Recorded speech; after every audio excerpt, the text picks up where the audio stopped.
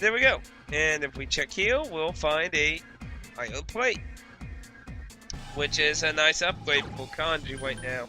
Since, unless you've went in and got more shit, the odds are you haven't made more new things available, especially for Kanji. So this is most likely going to be your first real upgrade, unless you save this for later. And as you can see, it's a very nice upgrade from 45 to 113. Yes, please. Ching. Okay, and we got that. So what's our next task? Our next task is to get through the strip teeth, which of course is sadly going to be filled with evil.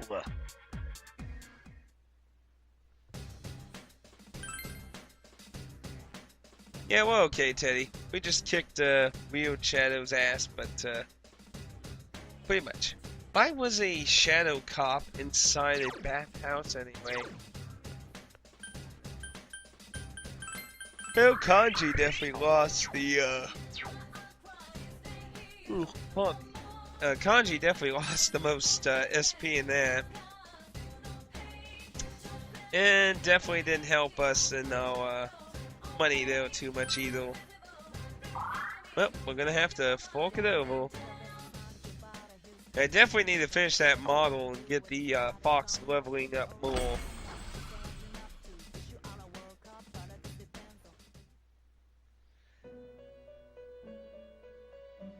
Now I go in here, figuring, I believe I fuse 2. See, what I like to do in the Persona games is usually Personas I pick up, I like to usually merge them, and, well, while I merge ones I like to use all the time too, but, you know, I'm a little more hesitant because, you know, I've been building them. So, I kind of use, like, spare Personas I get to make new ones, and when I feel like it's a good opportunity for a new Persona with one of my ones that I actually use, it's kind of like how I add new moves into the pool.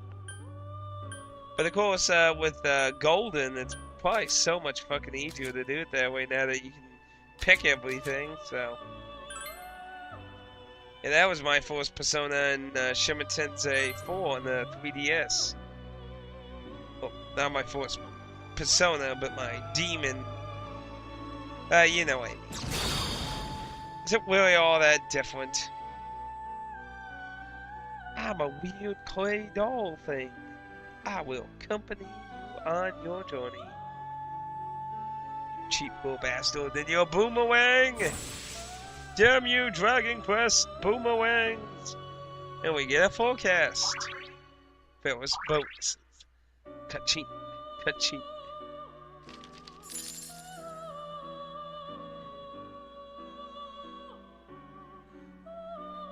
Now, sadly, I didn't get to do a lot of the, I didn't get to do any more, well, I didn't get to do any of Margaret's requests. I kind of debated about it, and I kind of went against it. I figured the next time I enter the TV, I'm going to get a pretty big pool of different Personas from all the dungeons.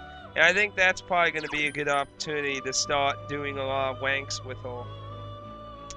So next time I go into TV after this particular mission, I'm pretty sure I'm going to start doing a lot of leveling with Margaret, hopefully. At least that's my plan.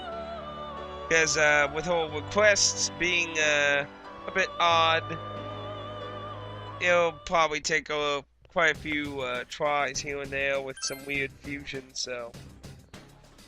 I debate about maybe looking at a guide for a quick fusion system. Maybe. Because I don't know how weird some of her requests will be. I mean, the first one don't seem that hard, but some of the later ones might. You know, there's 10 levels, you know? So here we are at the striptease. We got to show Kanji just a little bit before we left, and the previous recording when we got to this point. So now we'll have to go through it. Now, I believe it is 11 floors, because remember, this is post-commentary for this particular recording. So I'm pretty sure it was 11 floors, so it's a bit of ways, and there is a mid-boss, so not that kind of mid-boss, Lahalu.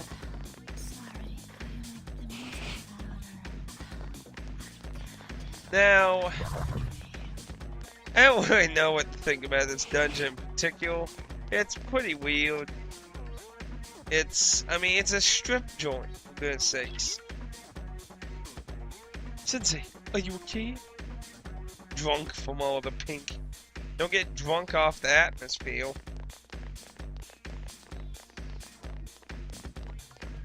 But, pretty much it works like all the other dungeons. It has doors blocking paths, and you just walk your way there.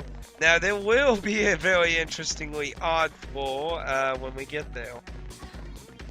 Sadly, this is what I was afraid of doing when doing post-commentary. Because, well, I feel I'm very weak at post-commentary and missing! Very sucky at the baseball bat. Home 1 to a golden chest. I really need to get some more gold keys for sure. A black feather. Now let's see what that does, because I don't remember off the top of my head. And I'm pretty sure that's what I'm doing right now. Darkness resistance.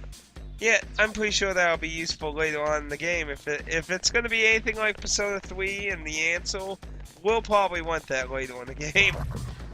I can't tell you how much shit has instant kill shit near the end of the Ansel. It's insane. I smell 2 enemies. Beat them up. You wily, quarterly rascals, you.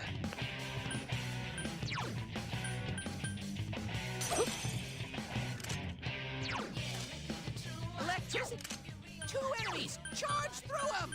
Of course, it will probably help to double check that before I change. Go, Sensei. But hey. You knocked it down. Thanks, Kanji. Go, Sensei. You knocked it. We have to. We have the advantage. Be gone, foul beast! Be gone, you hellish fiend.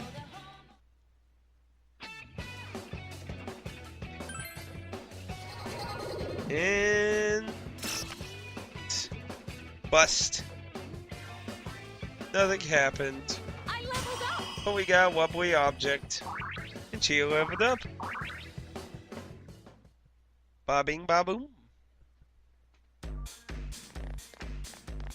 You know, while I was at New York Comic Con, there was a shitload of Persona 4 stuff.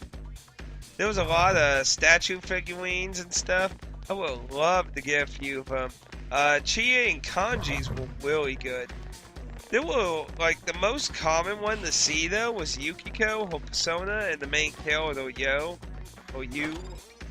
I guess it would be You, since it's You, Y-U, so I guess it would be pronounced You. But they were the most common figures. My friend Tano said it's probably because people don't really think they're most interesting to get. Kanji, I was surprised because a lot of people online bitch about Kanji. I mean, like, the, that funny dub comic on YouTube, like, it's like, Kanji has attained a persona. Too bad you'll never use him. Aww. It's like people... And like, Super Genius isn't using anyone except for Yosuke, Yukiko, Chie, so a lot of people really don't like mixing it up in this game for some reason. But Kanji apparently is really popular, because out of the entire convention, the only things I ever found Kanji was his really big, expensive figure, which was like $100, and it was very nice. Or the $30 kind of little chibi doll I found. And while I would love to have the figure, that would have been really hard to transport without having been crushed. So basically, I went with the doll for that. It's still nice, but the figure is nice. But it's kind of surprising all the little chibi keychains, little chibi figurines, and everything. They were all fucking of everyone except for Kanji. Kanji was sold out in almost every form he was. So, damn, he must be more popular than people on the interweb, like, making him out on, like, game FAQs and things. Because I really see a lot of people, fucking basically bitch about all the other party members. And that's really a shame, to be honest.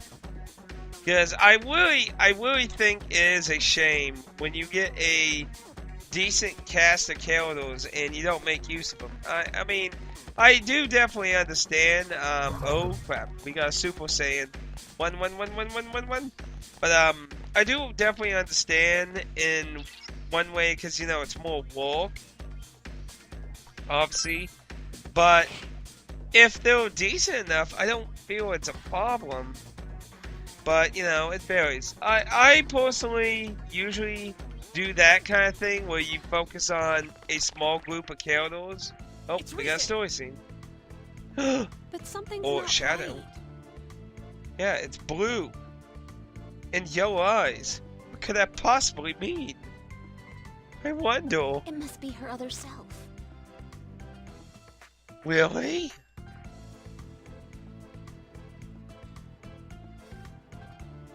You can hit the button now. Hello, all you fans out there. Thanks for coming today.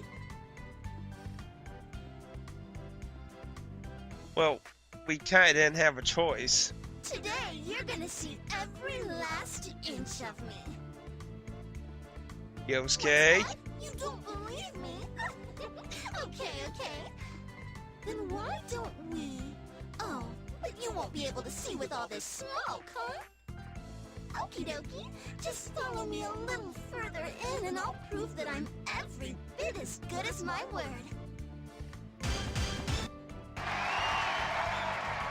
The hell? Were we like that? Kinda. That's Ish. going kind of far.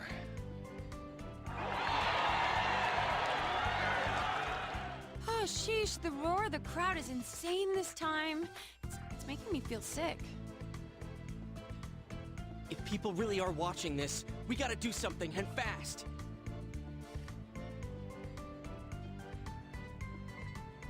Yeah, pretty much. We gotta get something done. All right, Reeseteers, don't touch that dial. When we come back, you'll get a good long look at the real me. Tomorrow, Q. Now, I asked this in my commentary. What's We molecule? better move it! This is 1,000 times worse than just hearing a few nasty secrets. The shadows are really getting aggravated. What we just saw is what that Rise girl is suppressing. She'll be in trouble at this rate. So, guess I'm on the rescue team now. All right, let's hurry up and go.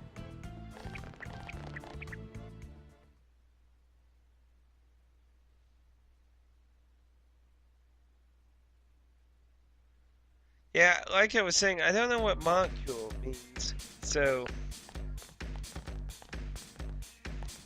is it like a punch thing? But anyway, what I was talking about before, usually if like all the characters are story characters, I usually like changing them in and out.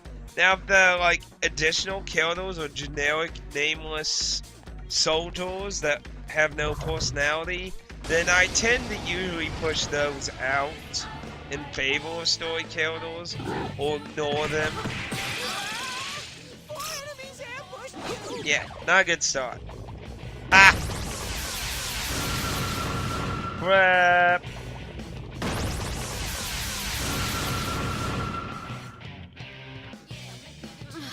I'm okay. Something's weird about Chie-chan. Don't use ice attacks. Just stick with it. Yeah, now this guy is very annoying because he basically repels Something's up with everything. Kanji. Don't use ice attacks. Just stick with it. Yeah, I was scared when I used light on him and he repelled it. I was like, shit.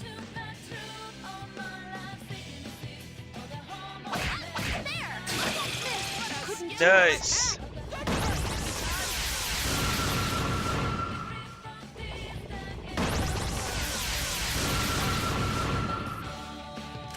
Someone help! Sensei's...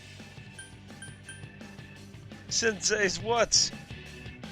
Now, this was my first time winning in the status effect, so I was kind of like, not really sure what's going on here. Go, Sensei! We need to take out these guys. Go, Sensei! Please, allow me. Go ahead, Yukiko. Hit the button. Anytime now. Future you. I have no idea what the hell I was talking about here in my live commentary. Actually, I think I was talking about seeing kanjis. I think that's what I was talking about. Chie kicks one foe off, instant kill. Kanji does like a multi-hit thing against sometimes all to a few of the enemies. So, I think that's what I talked about though. Yahoo! Is it worth a penalty card? It's a penalty card, ain't it? Yep. Screw you! No! Not the red tape. Anything but the red tape.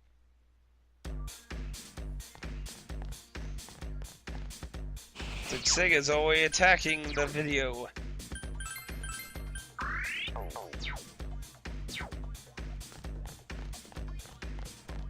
Oh, you know, actually, that's something to talk about, actually, too. Actually, that might be a very good thing to talk about. At New York Comic Con, there was a Sega panel. It was focused on mobile gaming. But they did, well, I was going to ask it, but basically the speaker asked it, so I didn't have to worry about it then. But I did want to ask about, obviously, about Atlus and stuff, you know. A lot of people, myself included, have had high, low, middle, mixed feelings about Sega. I mean, buying out Atlus could mean so many good and bad things. Well, good things? Having a very good localizing team that knows what the fuck they're doing is one thing that could be good. But you wanna know what's bad? Them not using that localizing team, or even worse, disbanding it. I mean, we don't know. You see, that's truly what I'm worried about. What the hell is Sega going to do? Are they going to take advantage of what they bought? Or are they just going to take the IP, milk it out, not bring Persona and Shin Tensei games to America anymore because it costs too much money to translate, not take use of the American translating publishing team they've acquired? I mean, personally, like I said before, I think the smart thing would be, in an understandable way, would be just to let them continue what they're doing, and when they fuck up, then kind of intervene some, which Atlus has not done a lot of fuck-ups. They've done a little here and there, but not anything major to the level of many other companies. Come on, Corton. It's a curtain call, people. But yeah, I mean, that's what majorly I'm concerned with Sega. Are they gonna make use of what they just bought, or are they just gonna throw it all away, take the IPs, and basically haul it out for all the money they can in Japan, never localize any of them and that? That's what I'm concerned about, because when it comes to Sega and RPGs, they usually don't care about our side of the woods much. they brought RPGs here. Like there was the Resonance Fate, I believe it was called. And we did get Valkyrie Chronicles 1 and 2, but we didn't get 3 because they said they didn't sell enough. And we never got Sakura Wars from them. SNK, not SNK, I mean, dang it, my brain's wadding away here. NIS,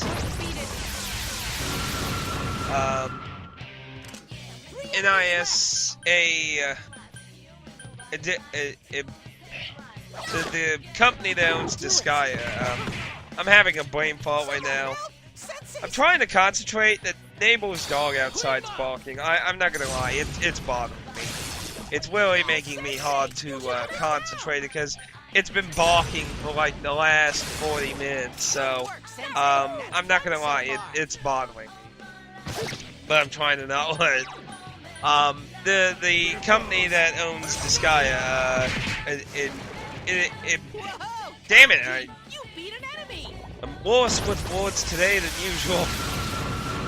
But they published it for number 5 for America, and they've never gotten the rights to do it anymore because Sony supposedly said, well, actually they said they had no plans, but some other company was trying to do a PSP version, and Sony basically said no, so who knows.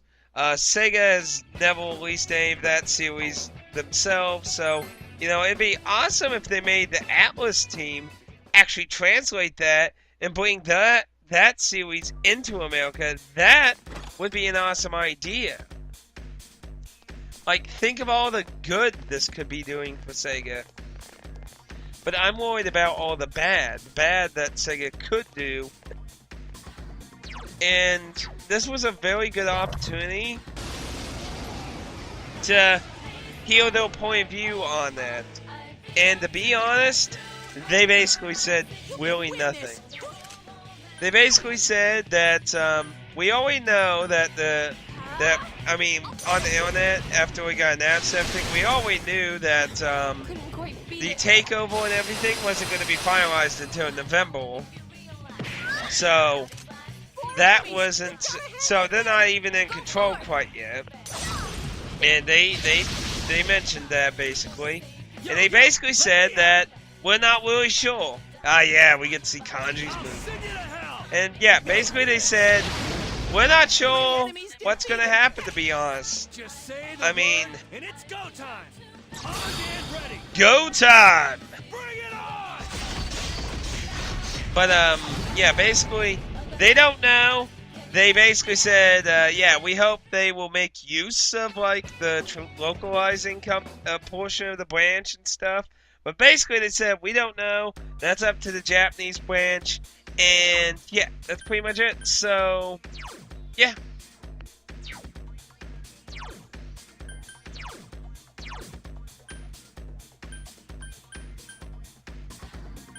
Man, I tell you, that dog's driving me crazy. It's really just been barking this entire time.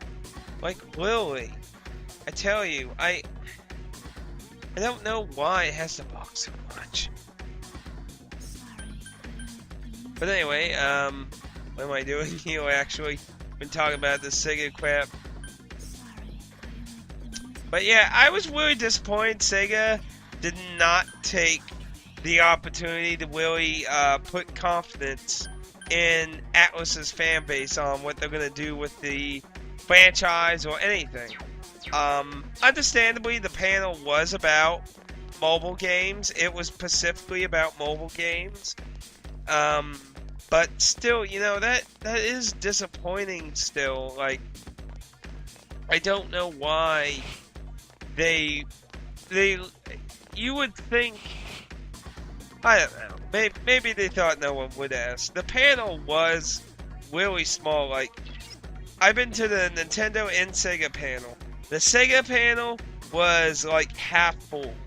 The Nintendo panel was all way half full from the panel before it, because people were allowed to wait they could stay in the panel, so people went to the panel before the Nintendo one and sat through the zombie animal panel just to guarantee they're in the Nintendo one. And that's how fucking stuffed full the Nintendo panel was. But the Sega panel, it was like half full, and people kept leaving during it. And to be honest, I can't really blame them too much. It was about mobile gaming. I'm not here to criticize that mobile gaming has done nothing. I mean, Angry Birds is actually fun. That's actually a fun game. But I don't really like it as a platform. I think there can be good games on anything, but in all honesty, there ain't a lot of fun games that appeal to me on the mobile. 5 enemies? And like, you know, Angry Birds works just fine on the PC and consoles as far as I'm concerned, so I don't know, it's like there's so few mobile games I feel that really feel like a big functional game. And I'm not trying to say it's shitty. It doesn't appeal to me, is what I'm saying. And the Sega panel was basically just talking about. It basically was just talking about ports like Alter Beast, Jet Set Radio, and like Sonic games and stuff being ported on the mobile. And I don't know, those games already exist on consoles. Hell, they've even ported some of them. I'm pretty sure Jet Blind Radio was ported onto the 360, wasn't it? Like they had a full compilation with Space Channel 5 and stuff on the 360, didn't they? So I mean, I don't know. It doesn't seem so meaningful. And they also addressed the concern about controls. Actually, there were some people who asked. Stay cool, okay? Stay cool. There were some people who asked questions because apparently the Jet Set Radio port on the mobile has some really funky controls. So they have commented on a patch, I believe, or something for that. And that it was kind of awkward. They also said that it was kind of awkward on the Dreamcast too, so it was kind of I don't know. I just kind of, it didn't appeal to me very much. There was an announcement for a new game too, which was under the head of the Panzer Dragoon and Yakuza and Jet Set Radio producers' hand. Sadly, is a mobile exclusive right now. But they announced it at Comic-Con, so I'm going to assume that means they plan on a Western release, probably. I would hope so, because I mean, why would you be having a mobile conference if you're not releasing these mobile games in the Western world when you're at Comic-Con? That would be horrendously weird. But it did look interesting. It kind of, really, to be honest, it reminded me a lot of Shin Tensei's demons and shit. And it kind of makes me wonder if they're like getting all this idea set up, and then they're gonna throw the Persona team into making the rest of it. Like, you know, like, okay, here's all the ideas and shit and what we got so far. And then when the Atlus take over, it's finalized, they get them to fine-tune it and shit. It's a possibility. It really did remind me of the whole demon mechanic, but it's a very card game kind of thing, so who knows. To be honest, though, there wasn't a whole lot. Excuse me. Pardon. Yuki-chan's health is too low. You can win this. Oh yeah, these are a special. I don't know if I've always shown these yet, but these are a special enemy that only shows up when it's raining. So if you ever enter the TV on a rainy day, I recommend going in all the dungeons and try to find these enemies, because they have unique items that only they drop. So I would definitely check them out. If you enter the day I got in here, it's a lovely opportunity. Ow. Let's get through this. But anyway, I'd say really the best part of the Sega panel though was just the end where they basically did signings with the producer of the Panzer Dragoon Jet Set Radio Yakuza series. There were some nice things people bought to get signed. There was one guy who was dressed up as the male lead character of Sakura Wars. He had a Dreamcast that had multiple signatures from other Sega people. So he was like one of those people getting a shitload of signatures from Sega team members. So that was definitely nice to check out. Just stick with it. I got a little mobile case signed. They gave them out to everyone that was in line for it. It was the only thing I had Sega related, so kind of a shitty thing to get signed in my opinion. I would have loved to have something else signed, but it was last minute and I didn't plan for it. I didn't even know they were gonna do signings at the end, so it kind of sucked on that note. But overall, I'd say the end was the most exciting, giving away the prizes and the signing. It was very disappointing that they had really nothing to say about Atlus and the buyout and everything. That was really disappointing. Be careful.